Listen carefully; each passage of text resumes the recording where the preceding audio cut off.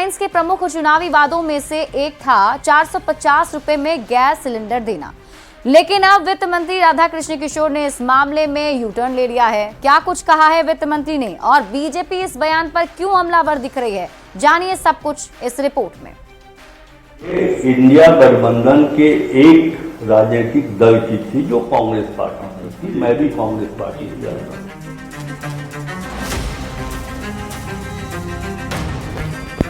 ये है वो बयान जिस पर आने वाले दिनों में झारखंड की सियासत में घमासान मचना तय माना जा रहा है।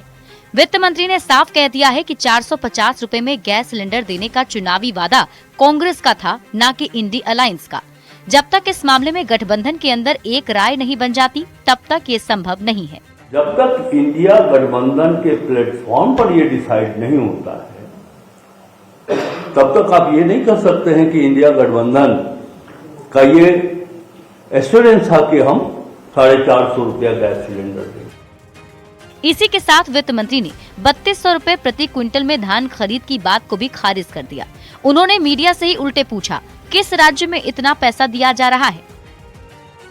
खरीफ के मौसम में अच्छी बारिश हुई है, तो ये जो उत्पादन आएगा सामने, उसके बाद इस विषय में हम लोग जरूर कुछ बढ़िया निर्णय लेंगे।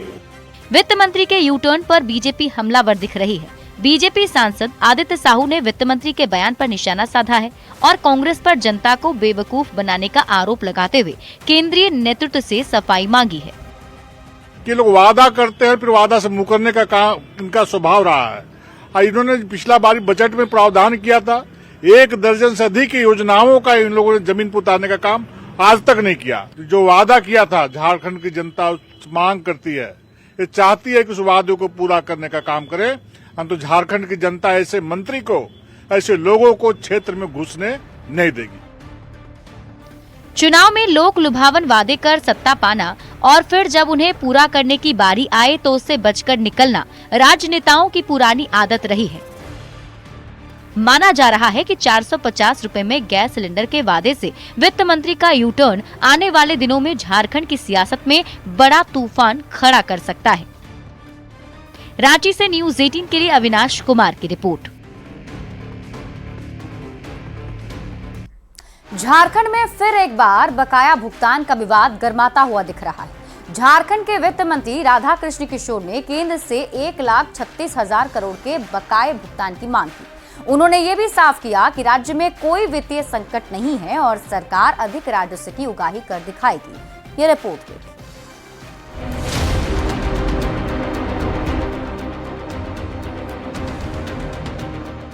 केंद्र से बकाया राशि को लेकर अब झारखंड सरकार नए साल में नए तेवर के साथ सामने आई है। वित्त मंत्री ने खुलेआम ऐलान कर दिया है कि हम भीख नहीं मांग रहे हैं, ये हमारा हक है और पैसे नहीं मिलने पर कानूनी रास्ता खुले रहने की भी चेतावनी दी। हमने डिमांड किया है, हमारा हक है, हम कोई भीख झारखंड नहीं मांग रहा उससे। वित्त मंत्री ने इसके साथ ही राज्य में किसी भी तरह के वित्तीय संकट से इनकार किया। मैया सम्मान योजना में लाभुकों को अधिक राशि देने का भी जिक्र किया और ये भी दावा किया कि सरकार खर्च से अधिक राजस्व की उगाही करेगी। कि मैया सम्मान जैसे, मैं इसे नाम देता हूं पवित्र योजना, पास जो वहां तक पहुंच रहा है जरूरतमंद लोगों तक, इसके लिए कोई वित्तीय अभाव नहीं है। झारखंड के वित्तीय व्यवस्था के इतिहास में ये पहला अवसर होगा कि हम अपने रेवेन्यू को इंक्रीज करें। केंद्र से बकाया 1,36,000 करोड़ और ब्याज के साथ 1,42,000 करोड़ का मुद्दा लगातार गर्म है। बीजेपी ने इसे लेकर सवाल भी उठाए थे। बीजेपी प्रदेश अध्यक्ष बाबूलाल मरांडी ने सरकार से भी पूछा था कि बकाया कब का है और इसका आधार क्या है। मैया सम्मान की बड़ी राशि देना, मुफ्त बिजली, 450 रुपए में सिलेंडर, ऐसे चुनावी वादे हैं जिन्हें पूरा करने में सरकार को राजस्व का इंतजाम करना होगा। पहले से ही खाली खजाने के साथ आर्थिक तंगी में बढ़ा खर्च, अगर केंद्र से बकाया राशि नहीं मिलती है तो जाहिर है झारखंड सरकार वित्तीय संकट से जूझती हुई दिख सकती है। न्यूज़ 18 के लिए रांची से अविनाश कुमार के साथ ब्यूरो रिपोर्ट। राजधानी रांची में बीते 30 दिसंबर को पंडरा ओपी इलाके में दिन दहाड़े लूटपाट की घटना को अंजाम दिया गया था। इस दौरान लूटपाट का विरोध करने वाले सुमित कुमार को अपराधियों ने गोली भी मार दी थी और 13 लाख रुपए लूटकर फरार हो गए थे। एसआईटी ने मामले में कार्रवाई करते हुए 8 अपराधियों को गिरफ्तार किया है, जिनमें 3 महिलाएं भी शामिल हैं। इस वारदात को अंजाम देने में रांची के ओरमांझी इलाके में स्थित वृंदावन होटल का मालिक भी शामिल था। रांची पुलिस ने लूट के 2,63,000 रुपए के साथ हथियार और कारतूस भी बरामद किए हैं। हम लोग कुल 8 अपराधियों को गिरफ्तार कर लिए हैं। लूटे हुए अमाउंट में 2,63,000 रुपया जो है वह भी बरामद हुआ है। शेष रकम की बरामदगी के लिए हम लगातार अभी छापेमारी कर रहे हैं। इस पूरे कांड का जो प्लॉट था वह ओरमांझी के एक वृंदावन होटल में रचा गया था। वृंदावन होटल का मालिक जो है वह भी इसमें शामिल था। इसमें रामगढ़ का एक बड़ा अपराधी राजेश श्रीवास्तव शामिल था, जो 12 कांडों में पहले से वो आरोपित रहा है और सारे कांड जो उसके विरुद्ध हैं वो लूट, हत्या, डकैती के ही कांड हैं। धनबाद के केंदुआडीह में 30 दिसंबर को ड्राइवर और खलासी पर फायरिंग मामले का पुलिस ने खुलासा कर दिया है। इस मामले में एक नाबालिग के साथ 6 आरोपी की गिरफ्तारी हुई है। अपराधियों के पास से पिस्टल और 3 गोली बरामद किए गए। डीएसपी ने बताया कि सभी अपराधी 8 से 10 सदस्यों का ग्रुप बनाकर डीजल, केबल, लोहा चोरी कांड को अंजाम देते थे। डीजल चोरी करने के दौरान ड्राइवर से इनकी बकझक हुई थी, साथ ही खैनी नहीं देने पर इन्होंने फायरिंग कर दी थी।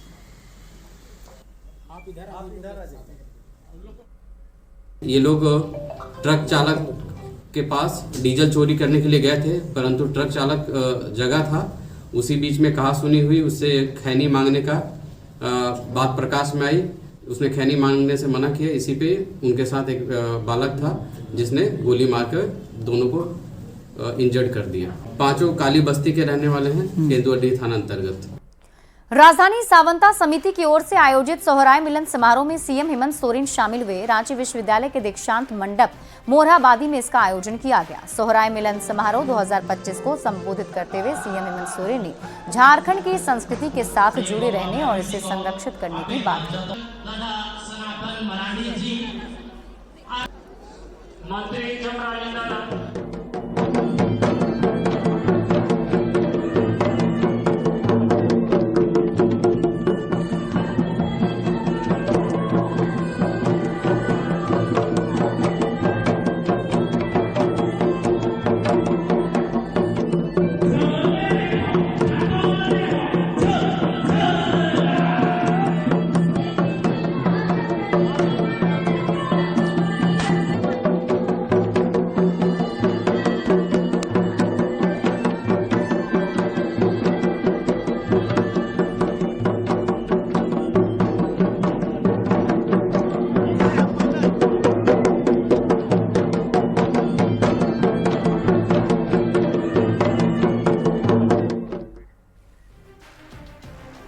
2025 के गणतंत्र दिवस के अवसर पर दिल्ली में झारखंड समेत 15 राज्यों और केंद्र शासित प्रदेशों की झांकी का चयन हुआ है।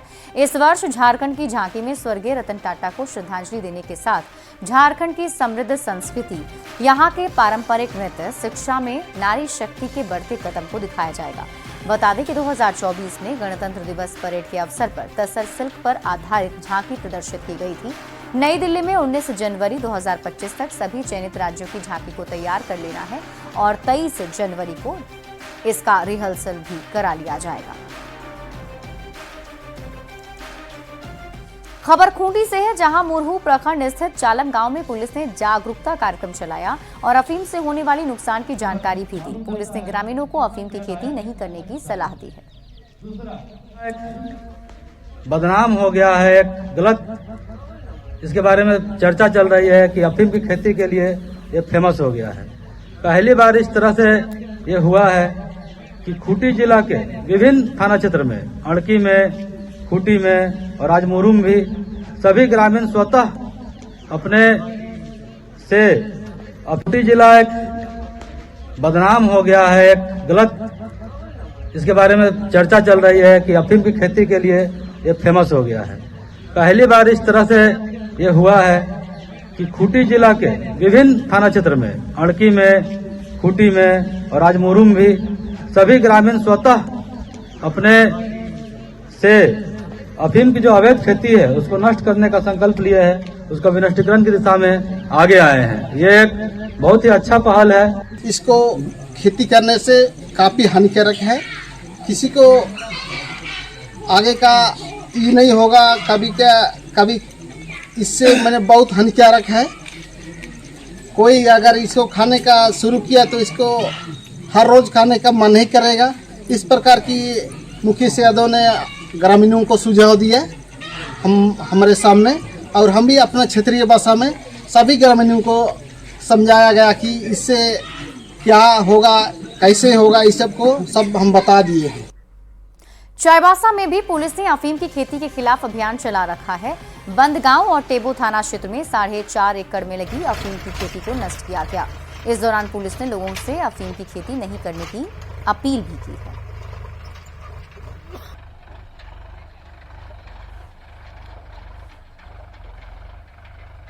पाकिस्तान सेना के जवान अगर किसी से खौफ खाते हैं तो वो गोरखा और सिख रेजिमेंट है। गोरखा बटालियन अपना 145वां स्थापना दिवस बड़े धूमधाम के साथ मना रहा है, जिसमें जवानों ने अपनी वीरता के साथ युद्ध कौशल और सांस्कृतिक पहचान का भी परिचय दिया है। देखिए हमारी एक खास रिपोर्ट।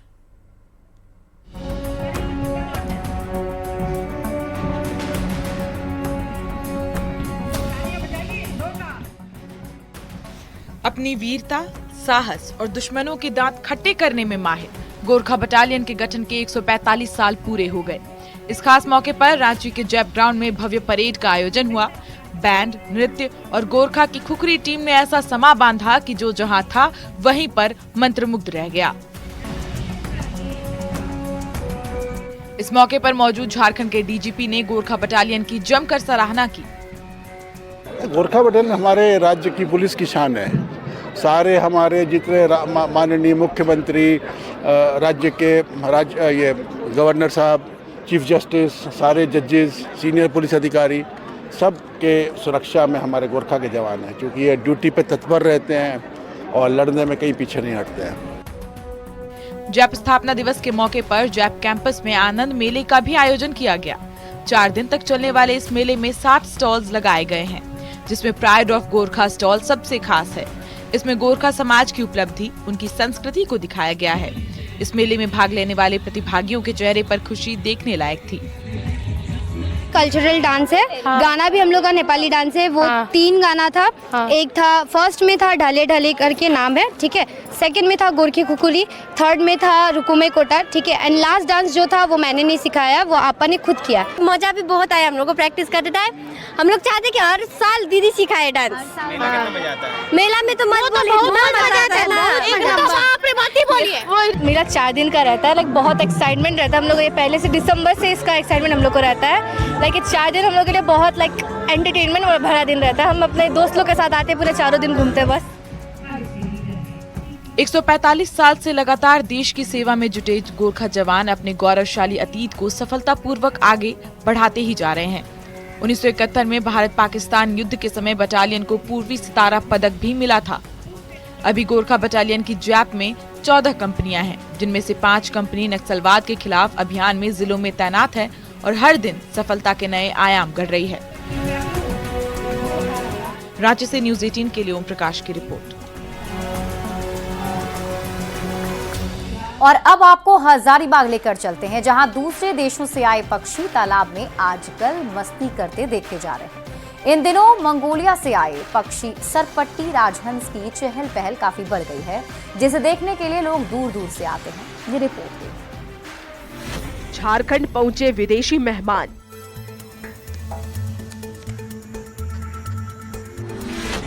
राजहंस से गुलजार हुआ हजारीबाग।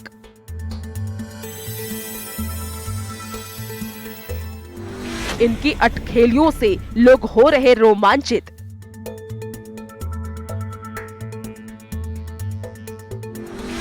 इकतीस 3100 किलोमीटर उड़कर पहुंचे मेहमान पक्षी। सिर पर 2 काली पट्टी, पानी में ऐसे उतरते हैं मानो कोई फाइटर जेट लैंड कर रहा है। इनकी काबिलियत ऐसी है कि पानी में दौड़ भी लगा सकते हैं और पानी में दौड़ते हुए वो हवा में उड़ान भरते हैं।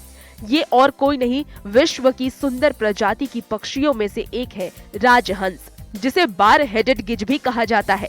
ये मेहमान झारखंड के हजारीबाग पहुंचे हैं।